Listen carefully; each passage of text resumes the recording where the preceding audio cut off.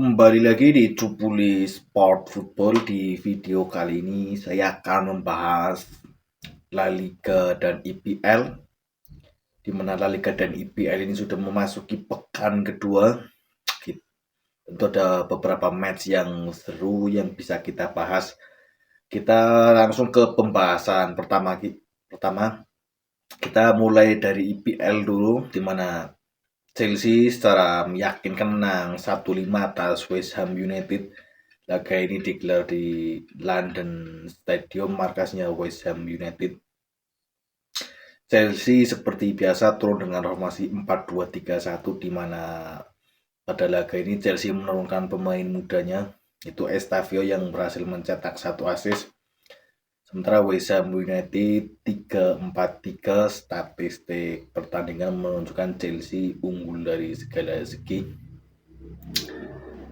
Chelsea tampil solid, efektif, dan efisien. Itu ditunjukkan dari 3 dari 5 gol yang dicetak oleh Chelsea berawal dari sepak pojok. Artinya apa? Mereka sangat pandai memanfaatkan bola mati. Selamat pada fans Chelsea yang berhasil meraih kemenangan perdana di pekan kedua setelah pekan pertama mereka hanya bermain imbang 0-0 lawan Crystal Palace. Kita ke laga selanjutnya, di mana Arsenal melawan Leeds United. Arsenal menang dengan skor telak 5-0. Arsenal turun dengan formasi 4-3-3, terjadi sedikit perubahan di line up-nya, di mana back kanan diisi oleh Julian Timber dan bermain cukup bagus, mencetak 1 gol dan 1 assist. Arsenal juga menurunkan pemain barunya, itu Noni Madueke sebagai starter. Sementara si Leeds United turun dengan formasi 4-3-3. Laga digelar di Emirates Stadium, markasnya Arsenal. Statistik pertandingan menunjukkan Arsenal unggul dari segi apapun, ball possession mereka unggul, shot on target mereka unggul. Arsenal memang sangat layak menang, dan pemain baru mereka yaitu Victor Gyökeres mencetak gol debutnya pada match kedua. Ya, berhasil mencetak 2 gol, 1 dari open play, 1 dari titik putih. Selamat kepada Arsenal dan fansnya yang berhasil menjaga konsistensi sampai pekan kedua ini. Dan kita ke match selanjutnya, laga yang cukup dinanti-nanti, yaitu laga antara Tottenham Hotspur melawan Manchester City. Laga ini digelar di Etihad Stadium, kandangnya Manchester City. Tottenham turun dengan formasi 4-3-3, sementara si Manchester City turun dengan formasi 4-1-4-1. Statistik menunjukkan ball possession memang dipegang City, tetapi City ini tidak bisa menciptakan banyak peluang. Peluang murni yang cukup berbahaya terjadi di babak pertama, yaitu syutingnya si Omar Marmos 2 kali. Artinya apa? City ini dari segi kreativitas sangat kurang. Kontra strategi yang dilakukan oleh si Thomas Frank berhasil meredam kreativitas seorang Thierry Render yang pada match pembuka tampil sangat luar biasa. Dan si Tottenham ini tampil efektif. Di babak pertama mereka hanya melakukan 2-3 peluang, tapi mereka berhasil mencetak 2 gol. Di babak kedua pun demikian, City kembali pegang bola, tetapi kreativitas mereka sangat minim. Dan di babak kedua ini Tottenham tampil seperti di babak pertama, lebih mengincar counter.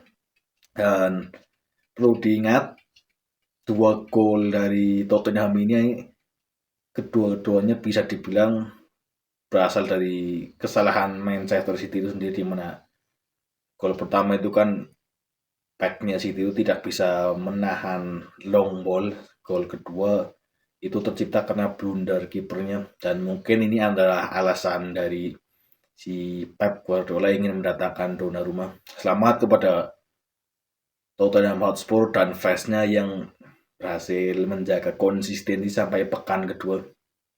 Kita ke laga selanjutnya, itu antara MU melawan Fulham. Laga ini digelar di Craven Cottage, markasnya Fulham. MU turun dengan formasi 3-4-3 andalnya Amorim, sementara Fulham 4-2-3-1. Dari segi ball possession Fulham sedikit lebih unggul, tetapi dari shot on target MU sedikit lebih unggul lah.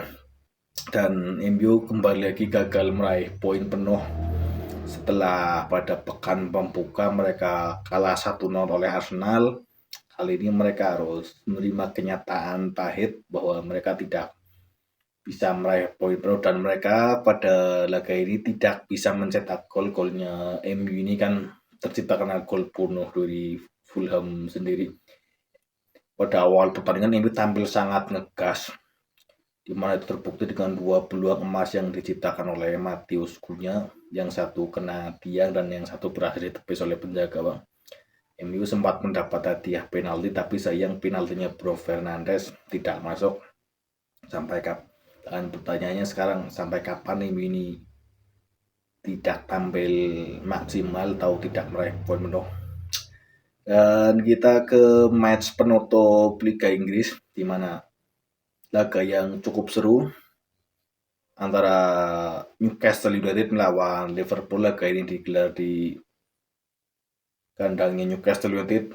Newcastle United turun dengan formasi 4-3-3, sementara si Liverpool turun dengan formasi 4-2-3-1. Terjadi sedikit perubahan line up di sisi Liverpool, di mana Szoboszlai berperan sebagai bek kanan, untuk gelandang jangkalnya diisi oleh Gravenberch dan Curtis Jones, dan Gravenberch mencetak 1 gol.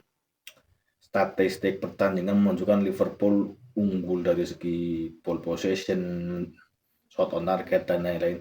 Tetapi harus diingat, si Newcastle ini tampil sangat ngotot. Laga yang bagi saya ini laga yang sangat seru.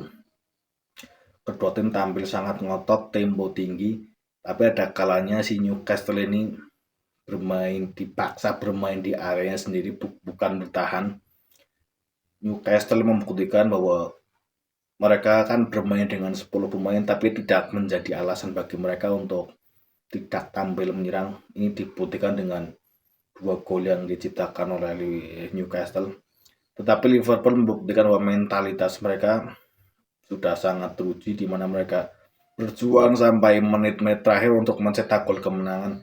Tapi yang perlu dicatat adalah pertahanan Liverpool tampil belum maksimal lah.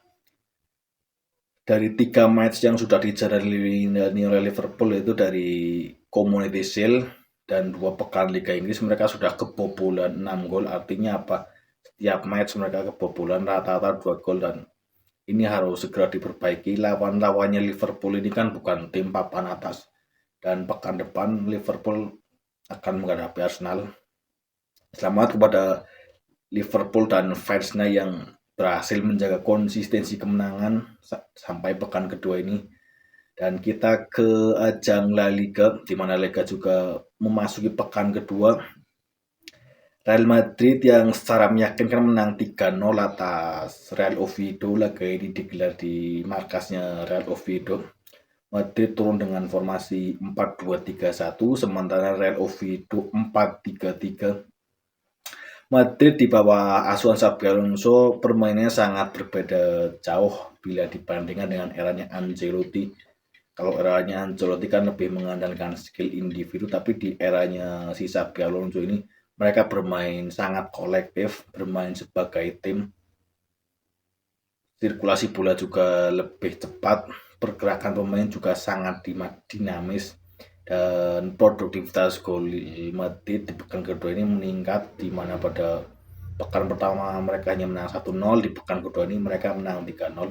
Progresnya berarti kan sangat bagus. Dari segi statistik Madrid ini unggul dari segala segi,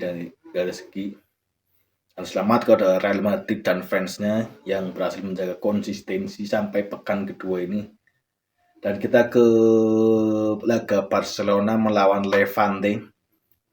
Laga ini digelar di markasnya Levante. Barca turun dengan formasi 4-2-3-1, di mana Rashford kali ini turun sebagai starter berdua dengan Lamine Yamal di depan dan Ferran Torres, sementara si Rabinya agak turun ke belakang. Sementara Levante turun dengan formasi 5-4-1, statistik menunjukkan Barcelona ini unggul dari segala segi, baik itu ball possession, shot on target, meng-create peluang. Tetapi yang harus diingat bahwa lini pertahanan Barcelona ini kembali menjadi masalah. Mereka kebobolan 2 gol. Ini adalah penyakit Barcelona sejak musim lalu. Lini belakang mereka tampil mengecewakan, tapi sektor depan mereka tampil sangat subur. Dan video kali ini cukup karena sepak bola terlalu indah dari sebuah kemenangan.